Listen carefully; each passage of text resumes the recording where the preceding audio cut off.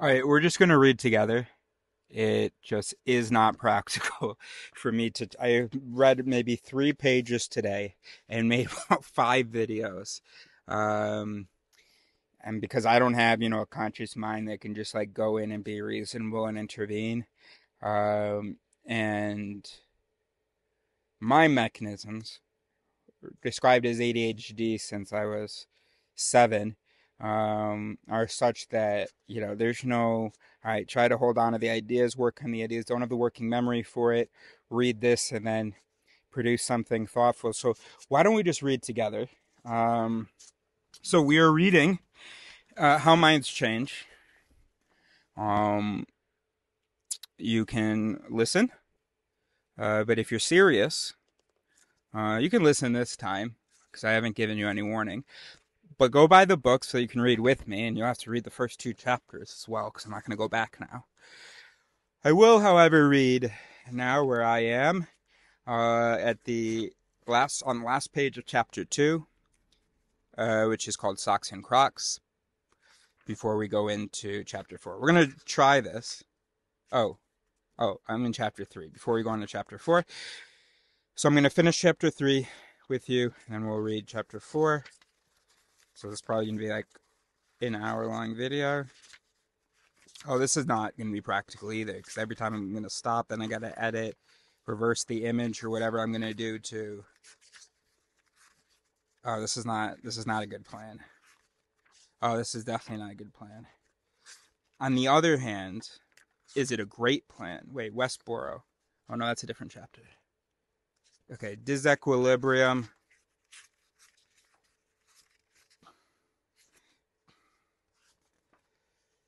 Page 89 to 122, so about 33 pages. Oh gosh, this might be a long video. Let's give it a try. Let's see what happens. And then at least maybe I'll be able to get through the chapter. And then, it doesn't need to be a short video, because I don't really need people to watch. But if you want to learn, let's do it together. All right, let's give this a try. All right, so I'm starting on page 87, Socks and Crocs. It's the last, 3 paragraphs of chapter 3, Socks and Crocs. Or 4. Okay, I'm going to reread a bit. Contentious issues are contentious because we are disambiguating them differently, unconsciously and not by choice. If we can see that, it can lead to something Pascal and others at NYU are calling cognitive empathy, an understanding that what others experience as the truth arrives in their mind unconsciously, so arguments over conclusions are often a waste of time. The better path, they said, would be for both parties to focus on their processing, which he said was unconscious, so what does that mean?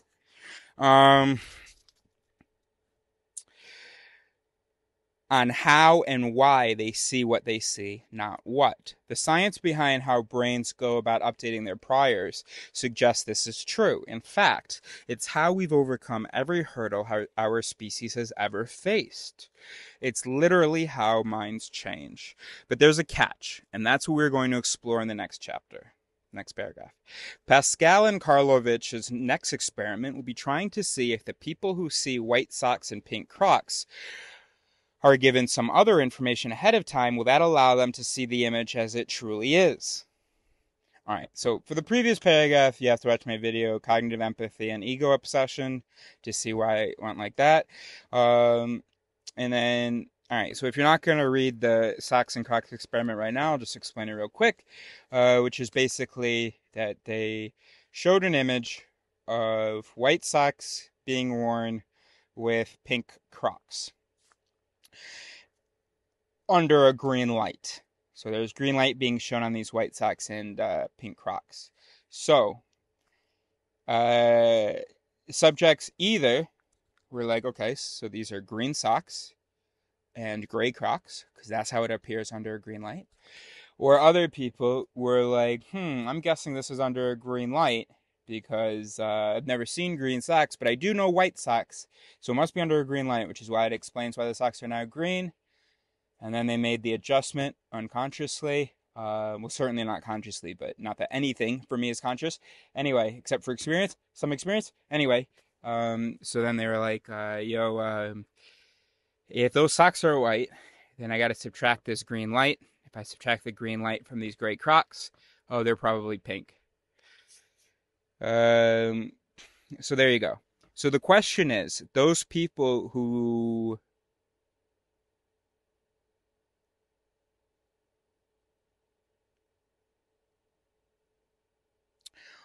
see the reality, or they don't see the reality, but who incidentally reconstruct what is real.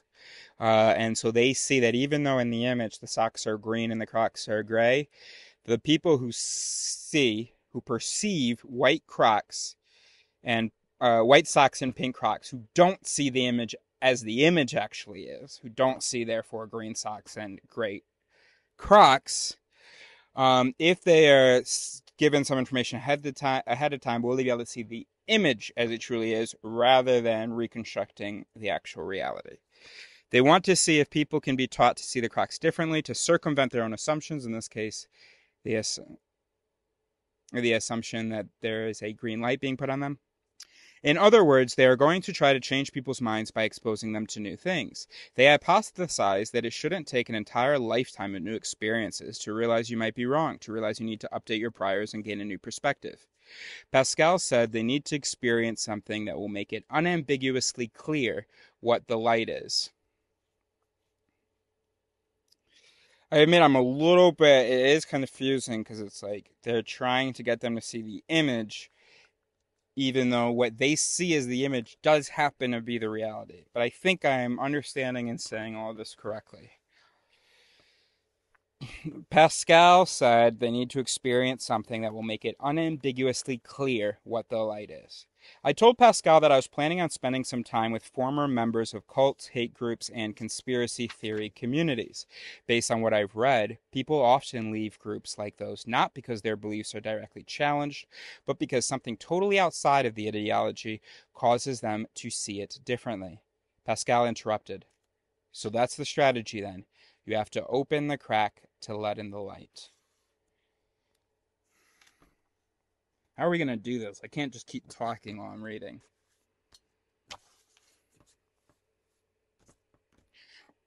I have to be able to make a note. Jesus, lost it again.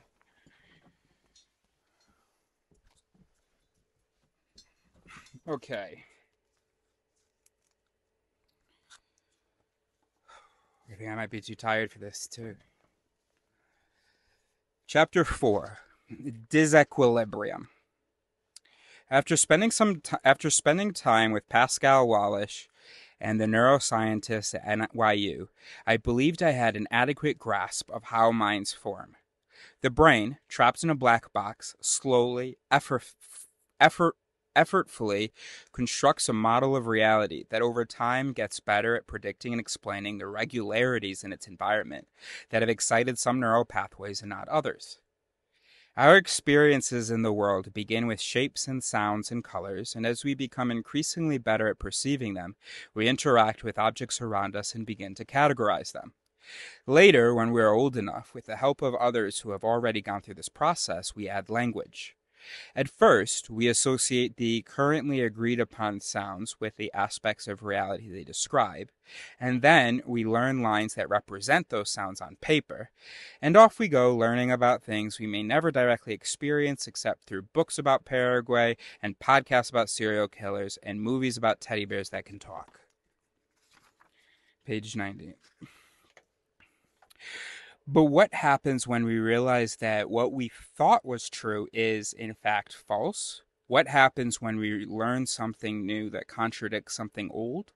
What happens when we confront arguments that disagree with our worldviews? What happens when we experience something that calls into question an attitude that once guided our values? Now that I had a better understanding of how minds are made, I wanted to understand how minds change. New section. How we settle on what is and is not true is a 2,000-year-old conversation, one that has led people smarter than me to set aside the pursuit and go live in cabins where they could focus on needlepoint and perfecting their pancakes. To avoid that, instead of getting deep into the philosophy of knowledge, sorry, new paragraph. To avoid that, instead of getting deep into the philosophy of knowledge, we will focus mostly on psychology and neuroscience. That's not to say that philosophy isn't worth our time. It's just that if you've ever picked up a book on epistemology, the study of how we know things, it might take several hundred pages to explore how we determine whether free will is an illusion and yet still not reach a satisfying conclusion. We can escape the semantics somewhat by spending more time looking at how brains generate the foundations of those semantics. New paragraph. As we touched on earlier, information encoded in the brain is the on and off firing of neurons. It's written onto a living substrate, but zoomed in, it's as neural as words printed on a page. New paragraph. When we say the brain stores information, it just means that when the brain interacts with the outside world through its senses, or when it interacts with itself through thinking, the process at the deepest level is physical. Chemical and electrical activity rearranges molecules and atoms in your head, and the brain before an interaction is physically different than a brain after. When you listen to a song, meet a dog, have an argument about mustard, connections between neurons are strengthened, weakened, pruned, and altered, so that the brain is no longer the same shape and arrangement of very tiny parts as it was before those events. New paragraph. How does that translate to information? Just as when you press a mark on a page with a pen or press an emblem into a wax, the physical form of that which is shaped changes. As senses respond to the natural world, they deliver signals to the brain, and those signals alter the brain's physical structure. Like a foot pressed into mud or a mark burned into wood, a cause leads to an effect, and the effect carries with it information. Add some biological machines to notice the information, some others to notice the patterns within it, some others to notice the patterns in the patterns, and you have the making of a mind. New paragraph, and also, I don't have to stop yet. This is perfect. These patterns can also help us to discover truths hidden between them. Psychologist Steven Pinker created a thought experiment to demonstrate this. New paragraph. Imagine sawing down a tree, Pinker begins. Then imagine a machine that could sense the rings in the stump. For each ring, it makes a mark. 5 rings, 5 marks. The pattern in the rings is now encoded elsewhere. New paragraph. He then asks us to imagine a second machine that could produce truth without thinking. Here is how it would work. I'm getting excited. Here is how it would work. The second machine would sense the rings on a stump and make a mark for each one. 5 rings, 5 marks. Then it senses the rings on a second smaller stump. 3 rings, 3 marks. New paragraph. If we added a feature to the machine so that for each ring it sensed on the smaller stump, it would then sand off the marks it had made for the larger one, we'd have subtraction. 5 rings minus 3 rings leaves behind 2 rings, and this purely mechanical process would produce a hidden truth.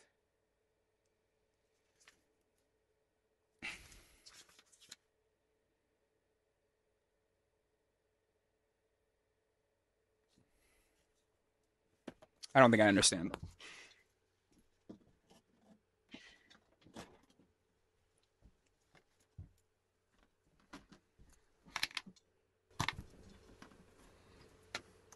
Made an awesome friend, a conlanger, so I was showing him my conlang.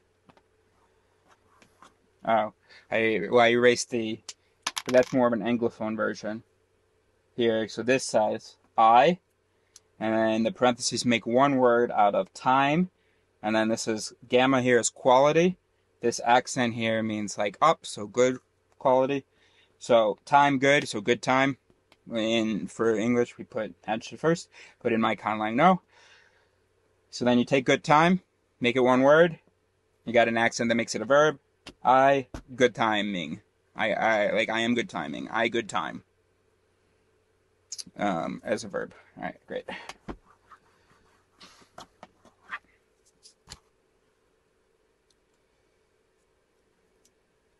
So, you've got a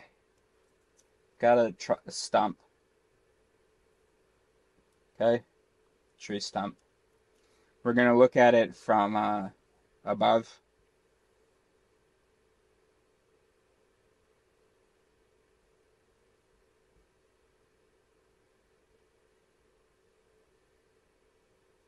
Okay, whatever. Those are the rings of the stump. Those like the roots coming down. You feel me?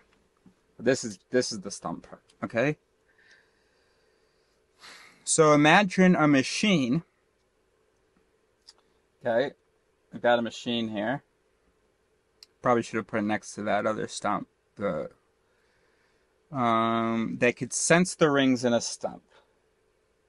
So it's like sensing the rings. And then for each ring, it makes a mark. So we've got 1, 2, 3, 4. All right, we'll draw another. So that's the stump. So now there's 5 in there. 1, 2, 3, 4, 5. Oh, that's perfect. Okay, so those are both the marks and the sensing process. So 5 rings, 5 marks. Then it senses the rings on a second, smaller stump. Oh, okay. So this is stump 1. Stump 1. I'm going to draw it above. Stump 2. Stump 2.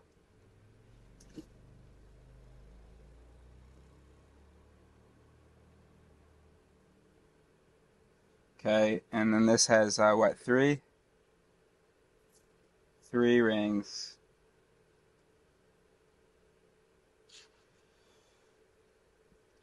3 marks. So that's the sensing as well. Okay. If we added a feature to the machine so that for each ring it sensed on the smaller stump, it would then sand off the marks it had made for the larger one, we'd have subtraction. Okay, so we've got this feature as part of the machine. So let's do that differently. So then we've got this feature, the subtraction feature, that takes that and subtracts it from above.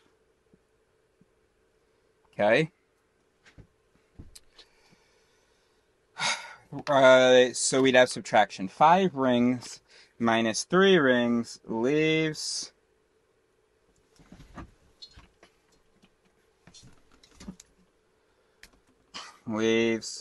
2 rings.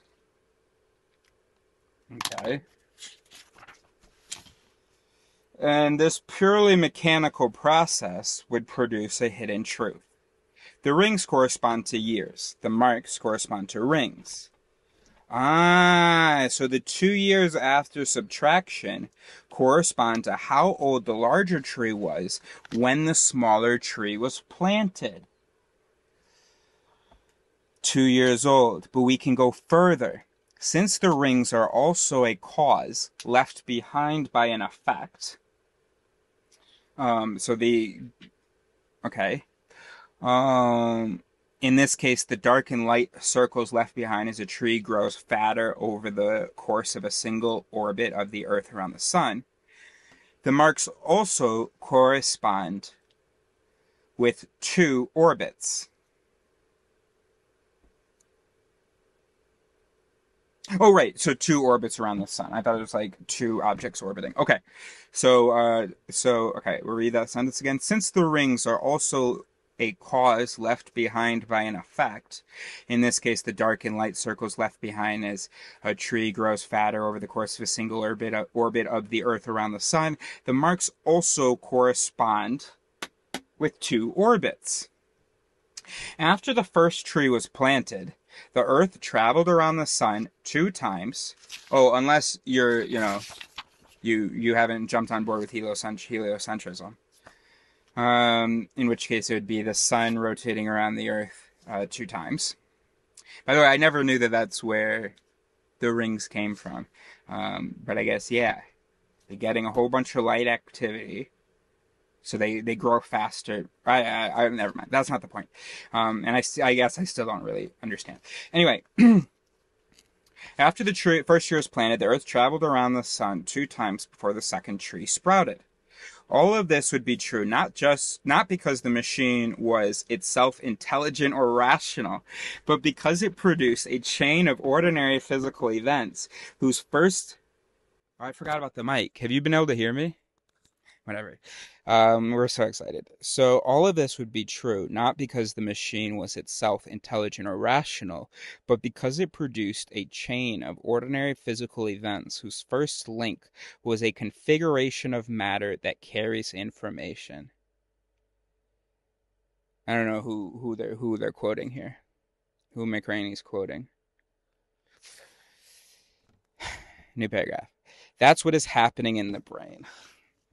It continuously burns marks into neurons to match the patterns of senses in the world outside, along with a continuous sanding away of those marks as it recognizes other patterns. The brain encompasses many biological machines, and each can translate the correlations they discover into changes within a shared network of neurons. Of course, don't fall for the integration myth. There is integration connection in the brain, but it's not completely integrated, so it's not like every change will it's not such a shared network of neurons that every change will have the effect everywhere that it should rationally, or that it would rationally. It then alters its behavior based on those internal changes. If those behaviors make it more successful, the neural patterns get stronger. If not, they get weaker. Which is why the whole conversation about consciousness is like, Dad, stop talking about consciousness. You have to practice something that you think might be valuable. You can't just consciously decide to have those neural patterns and for them to be strong and be the winning mechanism the next time you're faced with that situation. Over time, a new paragraph. Over time, the forces of natural selection favored biological machines that could better sense correlations and respond to them. In short, creatures with nervous systems that encode information, then compare and contrast correlations, become better at using that information to survive, thrive, and reproduce. Stimulus and response organisms like spiders and worms emerged from single-celled and free-floating jelly predecessors that moved toward rewards and away from danger. Generation after generation, that process produced even more biological machines with even better senses and even better responses.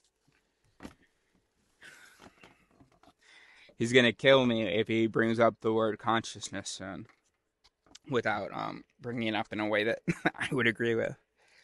In time, second-order machines rose out of the first order. They could read the information inside themselves as if noticing patterns in the outside world.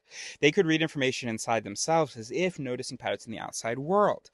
And they can make use of those patterns on different levels, translating correlations into inferences and predictions, both of which led to better success when searching for resources and avoiding threats. See, we don't need to talk about consciousness, decisions, choices in the conscious sense. Yes, when you have other mechanisms engaging with some original mechanisms, then when you've got this second layer, then what he said, and we can talk about that without talking about the second layer of like a mind or something. It's all the mind. Okay. On it went, new paragraph, on it went until the first complex nervous systems emerged. As the biological machines built on top of one another shared and cross-referenced information, a complexity materialized that gave rise to, I'm putting the quotes, intelligence, evaluation, and planning. Entities emerged that could, in pursuit of goals like not starving and not getting eaten, make decisions and judgments in moments of uncertainty based on how novel information compared to information already encoded. In other words, life learned how to learn. According to neuroscience, that's what mind change really is: a learning machine incessantly and simultaneously burning in and sanding away encoded information. I'm glad because I felt like he was starting to feed into this idea of this like special soul self. But no, then he brought it right back. According to neuroscience, that's what mind change really is: a learning machine incessantly and simultaneously burning in and sanding away encoded information by the same mechanisms, without any introduction of some kind of intelligent source. This is intelligence. The increased complexity is increased intelligence. In complex organisms, survival depends on predicting what will happen next based on what happened before. It may seem odd, but our ability to notice errors in those predictions depends on dopamine, a neurotransmitter crucial for regulating motivation. As neuroscientist Mark Humphreys puts it, the brain rests in a soup of dopamine, and from one moment to the next, the concentration of the soup influences how motivated you feel to remain on task or abandon it for another. When the chemistry in our brain that keeps us at work, keeps us studying, keeps us watching a movie or standing in line or holding up our end of a conversation shifts, we then feel unmotivated and ready to move on to something else. Or in the case of something like scrolling social media or playing a video game or gambling, we may feel a motivation to stay on task at the expense of other motivations, keeping us focused and engaged. So we're not going to read the whole chapter, because I'm starting to get a little bit overwhelmed. So we're going to read until the next section. So we'll have done 89 through 96 of chapter 4.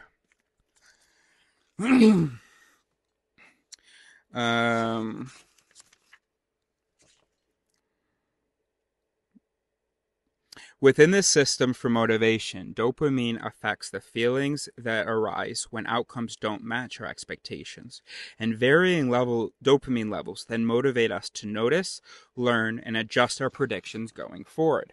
For instance, if you took a flight to Iceland, new paragraph, and at the baggage claim, you learned the airport offers free ice cream for arriving passengers, a spike in dopamine would bring your attention to an unexpected positive outcome.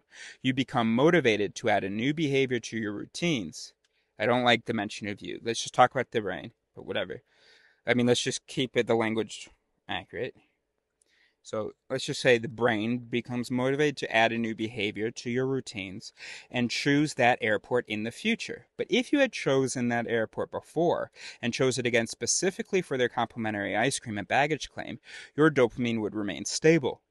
Since your experience matched your predictions, you would likely maintain that behavior. However, if you had expected ice cream and you learned upon arrival that the airport had discontinued the service, you would experience a dip in dopamine thanks to the unexpected negative outcome, and as a result, you might not choose that airport again. The brain might not, you as in the brain might not choose that airport again. It's not like you go, I feel differently. Now, me, a soul, I'm going to magically rewire myself to not come here again. As psychologist Michael Russo told me, when experiences don't match our expectations, a spike in dopamine lasting about a millisecond motivates us to stop whatever we're doing and pay attention. After the surprise, we become motivated to learn from the new experience so we can be less wrong in the future. For our ancestors, he said, surprise meant imminent danger or enormous opportunity, but thinking about it instead of acting on it meant you might succumb to the danger or miss out on the opportunity, and either could remove you from the gene pool. New paragraph.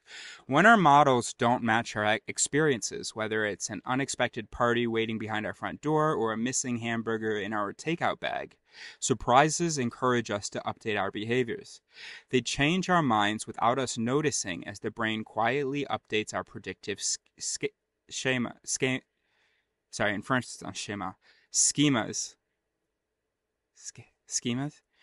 Hopefully eliminating the surprise by making it more predictable in the future.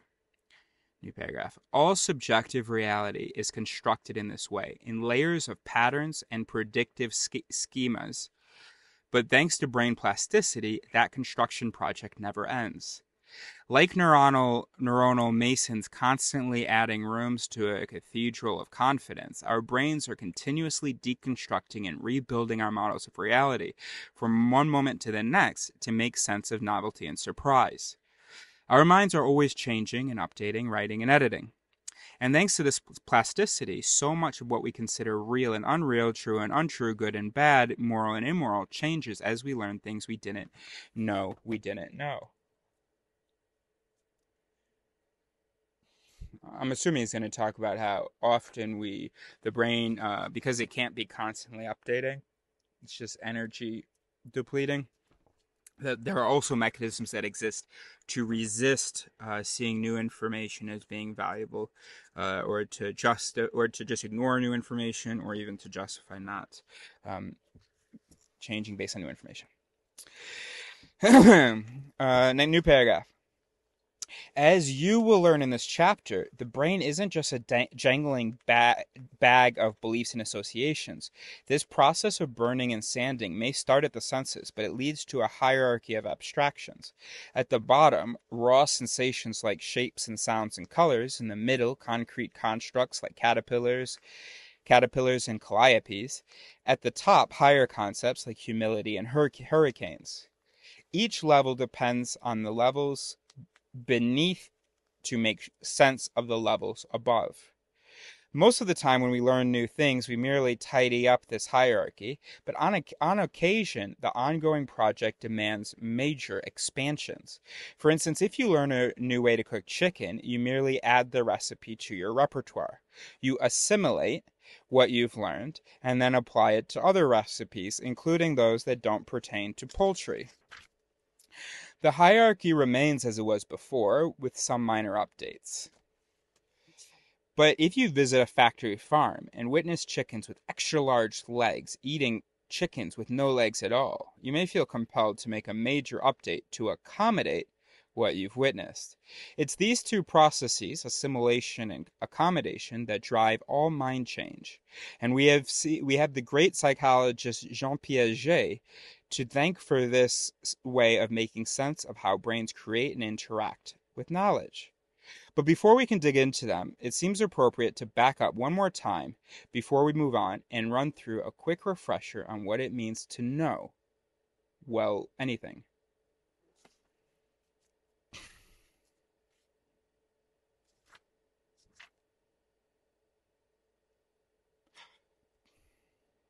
We'll continue reading together another time. So we're leaving off at the section break on 96.